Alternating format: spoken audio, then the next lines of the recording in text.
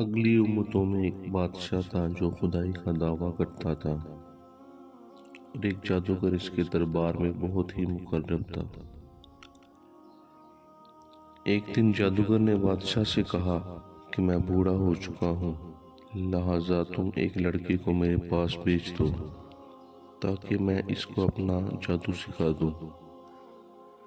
چنانچہ بادشاہ نے ایک ہوشیار لڑکے کو جادوگر کے پاس بھیج دیا۔ لڑکا روزانہ جادوگر کے پاس آنے جانے لگا، لیکن راستے میں ایک ایماندار راہب رہتا تھا۔ لڑکا ایک دن اس راہب کے پاس بیٹھا تو اس لڑکے کو راہب کی باتیں پسند آ گئیں۔ چنانچہ لڑکا جادوگر کے پاس آنے جانے میں روزانہ راہب کے پاس بیٹھنے لگا۔ ایک دن لڑکے نے دیکھا کہ ایک بڑا جانور کھڑا ہے اور انسانوں کا راستہ روکے ہوئے ہے۔ لڑکے نے یہ منظر دیکھ کر اپنے دل میں کہا کہ آج یہ ظاہر ہو جائے گا کہ جادوگر افضل ہے یا راہب۔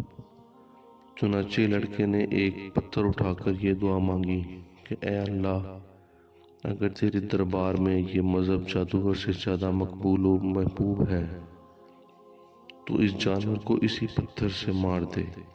یہ دعا کر کے لڑکے نے جانور کو پتھر مار دیا تو یہ بہت بڑا جانور ایک چھوٹے سے پتھر سے قتل ہو گیا اور لوگوں کا راستہ کھل گیا۔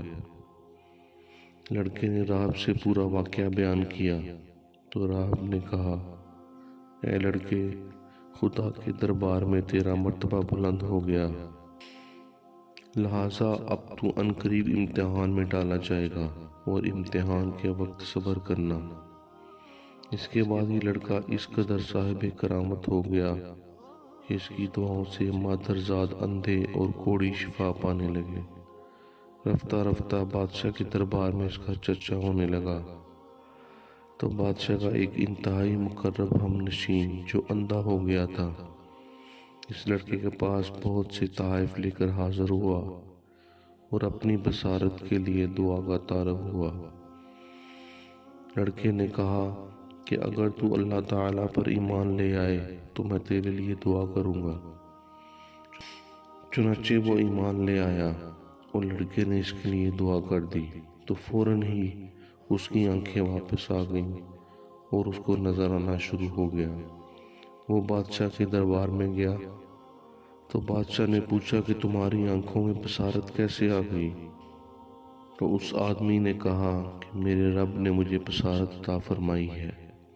بادشاہ نے غضبناک ہو کر کہا کہ میرے سوا تمہارا کون رب ہے؟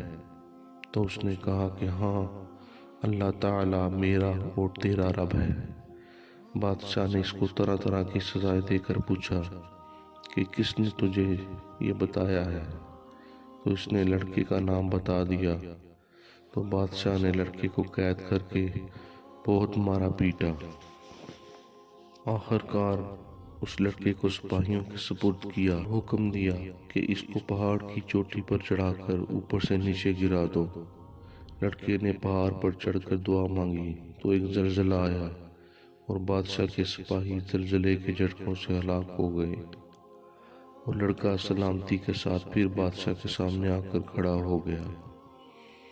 پھر بادشاہ نے غیظ و غضب میں بھر کر حکم دیا کہ اس لڑکے کو کشتی میں بٹھا کر سمندر میں لے جاؤ اور سمندر کی گہرائی میں لے جا کر اس کو سمندر میں پھینک دینا۔ چنانچہ بادشاہ کے سپاہی اس کو کشتی میں بٹھا کر لے گئے۔ پھر جب لڑکے نے دعا مانگی تو کشتی غرق ہو گئی اور سب سپاہی ہلاک ہو گئے، اور لڑکا صحت و سلامتی کے ساتھ بادشاہ کے سامنے آ کر کھڑا ہو گیا۔ بادشاہ حیران رہ گیا۔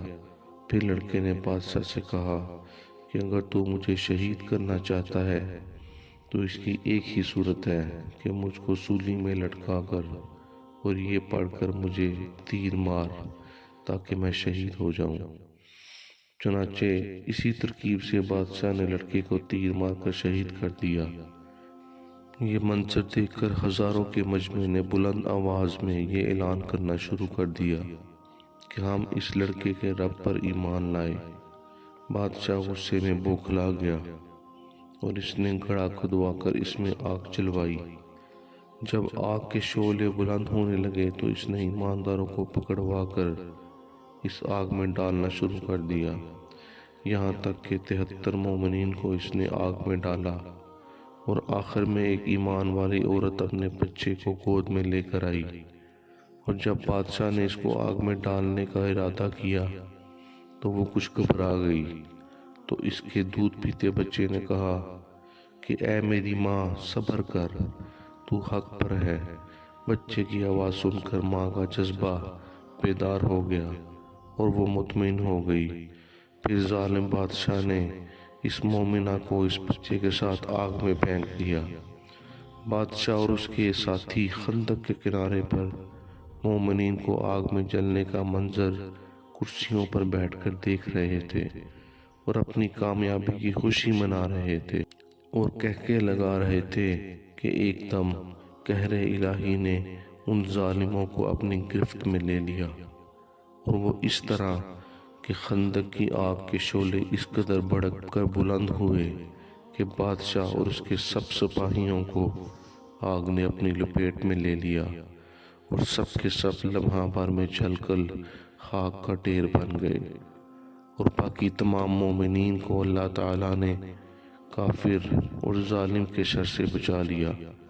اس واقعے کو اللہ تعالیٰ نے قرآن مجید میں ان لفظوں سے بیان کیا ہے، اور خندق والوں پر لعنت ہو، اس بھڑکتی آگ والوں پر جب وہ اس کے کنارے بیٹھے ہوئے تھے، اور وہ خود گواہ ہیں کہ جو کچھ مسلمانوں کے ساتھ کر رہے تھے۔